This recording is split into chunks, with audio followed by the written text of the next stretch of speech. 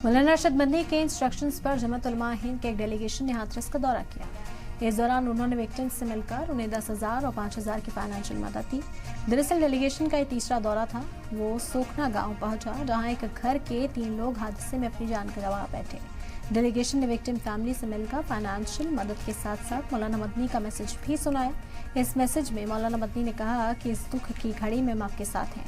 हमने जो भी हमसे बन सका वो कर रहे हैं। अल्लाह आपको सुख को सहने की ताकत और सब्र दे। उधर विक्टिम फैमिली ने जमीयत का शुक्रिया अदा करते हुए कहा कि सत्संग हादसे के बाद इससे जुड़े लोग उनसे मिलने नहीं आए, लेकिन जमीयत ने यहाँ आकर उनकी मदद की, जिसके लिए शुक्रिया अदा किया। ये जो मनी के जो जरिए वो मदद की है, ये पहली मदद है।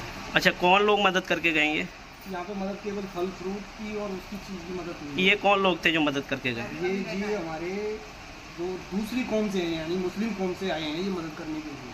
अच्छा, और कुछ जिनके लिए ये गए थे वहाँ पे भीड़ भड़के में, वहाँ से नहीं। क्या देकर गए ये लोग इसमें? ये जी 5,000 रुपये बताए हैं इन्होंने। अच्छा, 5,000 रुपये बता रहे हैं, वो इनकी मदद के लिए देके गए हैं। पहली बार ऐसा मदद तो